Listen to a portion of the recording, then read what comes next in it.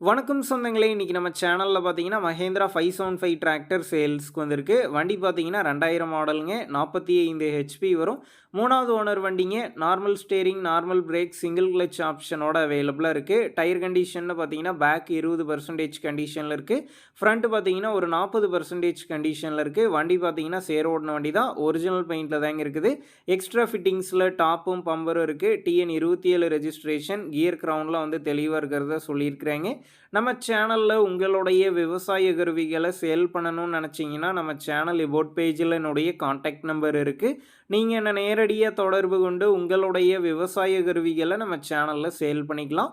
இந்த வண்டி இருக்கக்கூடிய லொக்கேஷன்னு பார்த்தீங்கன்னா மலசமுத்திரத்தில் தாங்க இருக்குது. விலைன்னு பார்க்கும்போது 1,30,000 ரூபாய் சொல்லியிருக்கிறாங்க.